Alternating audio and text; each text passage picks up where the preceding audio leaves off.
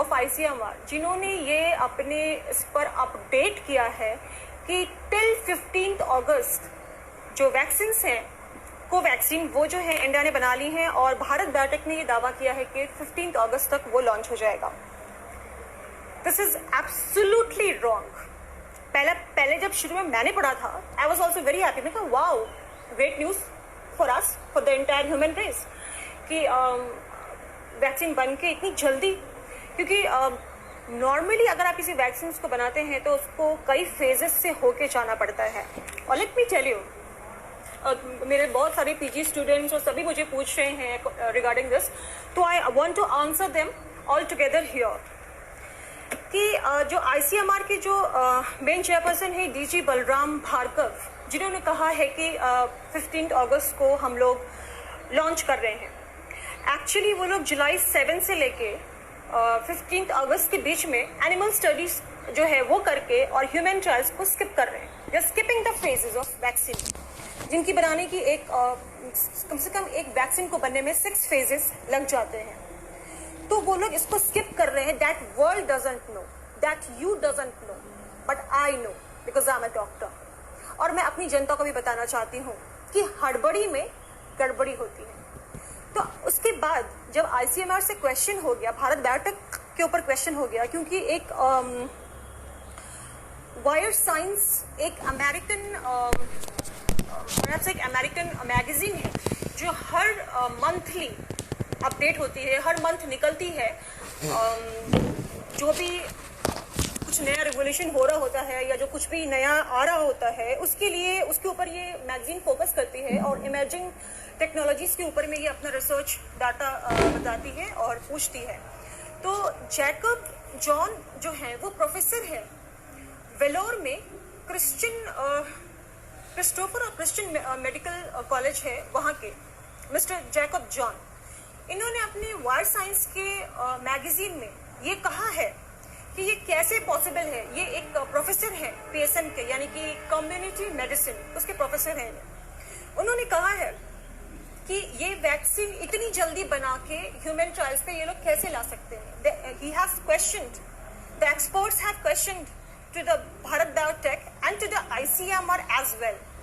Then ICMR realized it and the Bharat Biotech realized it, and then they said that they have said this wrong and they are not sure about launching this vaccine on August 15. I'll tell you why.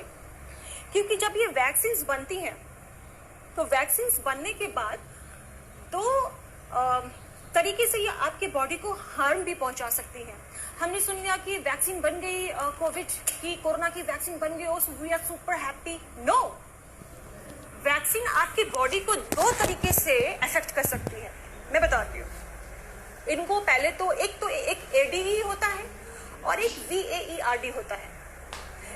2 तरह की studies की जाती हैं। जो एक होती है vaccine immunogenicity test, जो कि हम एनिमल्स पे करते हैं, और अपेरेंटली जो भारत बायोटेक है उन्होंने भी इस टेस्ट को किया है एनिमल्स के ऊपर में, जिनके ऊपर COVID-19 के कोई भी सिम्टम्स नहीं थे and they don't have any data for it.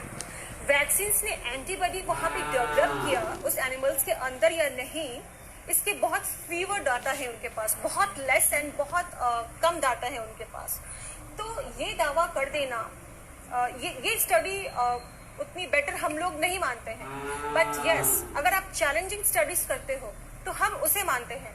अब आप पूछेंगे चैलेंजिंग स्टडीज क्या है?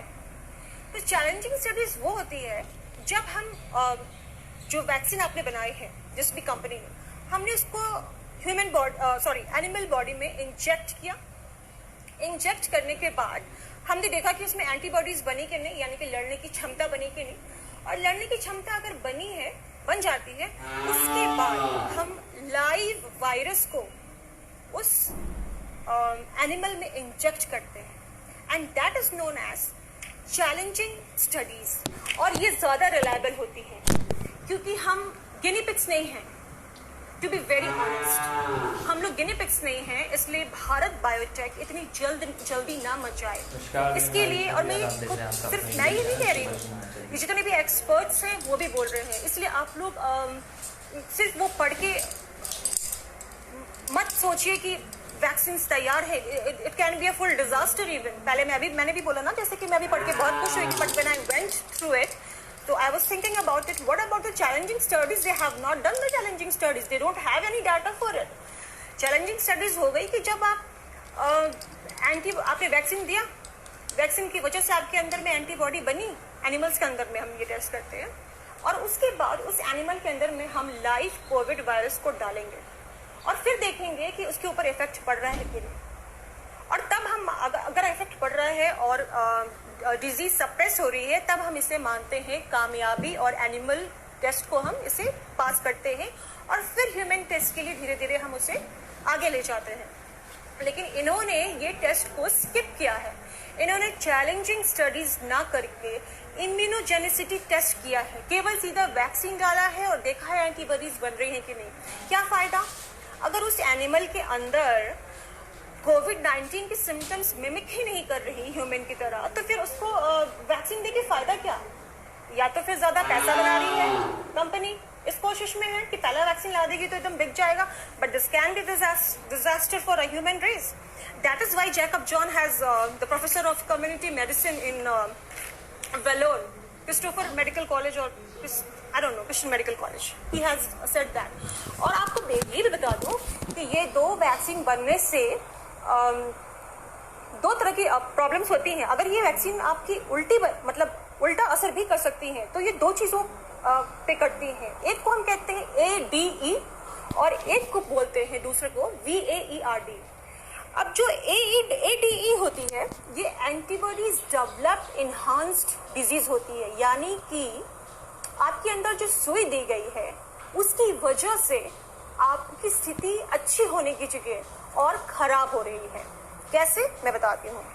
नॉर्मल कोर्सेज में क्या होता है कि जब हम वैक्सीन लेते हैं, तो जो वैक्सीन होती हैं वो जो वैक्सीन है हमारी बॉडी में गई, एंटीबॉडीज को ट्रिगर किया, उसे बनाया और वायरस को बाइंड किया और उसका रेप्लिकेशन को बंद कर दिया, उसको रेप्लिकेशन को स्टॉप कर दिया। इस तरह से नॉर्मल कोर्स में काम करता है। बट ADE अगर हो जाए पेशेंट को, इस कंडीशन में वायरस जो होता है जिस पर्सन के अंदर में आपने एंटीबॉडीज डाला है वैक्सीन के थ्रू, वो एंटीबॉडीज जो है instead of helping it hurts and it versions the condition, that is ADE। अब आप पूछेंगे कि VAERD क्या है? VAERD भी ये एक ऐसी डिजीज है जो कि गलत वैक्सीन बनने से होती है। कैसे होती है, मैं बताती हूँ। आपको एक सुई बना दी गई, आपके अंदर ह्यूमन ट्रायल में दिया गया, आपकी उस वैक्सीन से आपके अंदर एंटीबॉडीज बनी, ठीक है। एंटीबॉडीज बनने के बाद ये जो वायरसेस होंगे आपकी बॉडी में, उससे जाके ये बाइंड हो जाएगी और बाइंड होने के बाद ये धीरे धीरे